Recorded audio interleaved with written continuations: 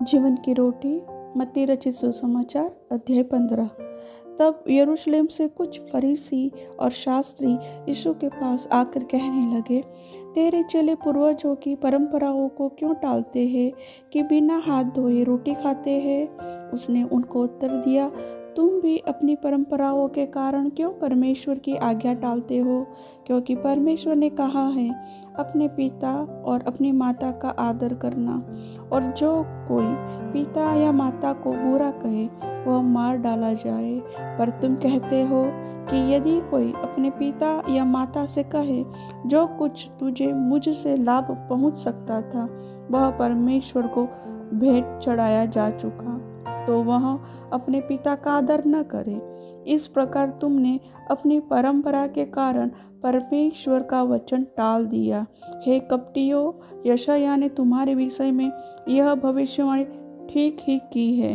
ये लोग होठों से तो मेरा आदर करते हैं, पर उनका मन मुझसे दूर रहता है, और ये व्यर्थ मेरी उपासना करते हैं, क्योंकि मनुष्य की विधियों को धर्मोपदेश करके सिखाते हैं। तब उसने लोगों को अपने पास बुलाकर उनसे कहा, सुनो और समझो, जो मुंह में जाता है वह मनुष्य को अशुद्ध नहीं करता, पर जो मुंह से निकलता है वही मनुष्य को अशुद्ध करता है। तब चेलों ने आकर उससे कहा, क्या तू जानता है कि फरीसियों ने यह वचन सुनकर ठोकर खाई? उसने उत्तर दिया, हर पौधा जो मेरे स्वर्गीय पिता ने नहीं लगाया उखाड़ा जाएगा। उनको जाने दो, वे अंधे मार्गदर्शक है, और अंधा यदि अंधे को मार्ग दिखाए तो दोनों ही गड्ढे में गिर पड़ेंगे। यह सुनकर पतरस ने उससे कहा, यह दृष्टांत हमें समझा दे। उसने कहा, क्या तुम भी अब तक ना समझ हो? क्या तुम नहीं जानते कि जो कुछ मुंह से जाता वह पेट में पड़ता है और संडास से निकल जाता है, पर जो कुछ मुंह से निकलता है वह मन से निकलता है, और वही मनुष्य को अशुद्ध करता है। क्योंकि बुरे विचार, हत्या, परस्त्रीगमन, व्यभिचार, चोरी, झूठी गवाही और निंदा मन ही से निकलती है। यही है जो मनुष्य को अशुद्ध करती है।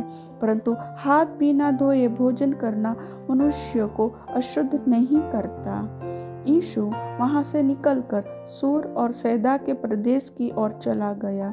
उस प्रदेश से एक कनानी स्त्री निकली और चिल्लाकर कहने लगी, हे प्रभु, दाऊद की संतान, मुझ पर दया कर, मेरी बेटी को दुष्ट आत्मा बहुत सता रहा है।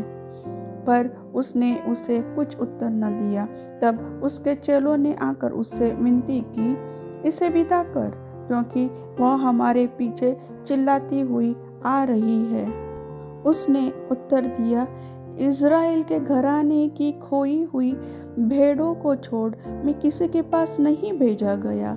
पर वह आई और यीशु को प्रणाम करके कहने लगी, हे प्रभु, मेरी सहायता कर।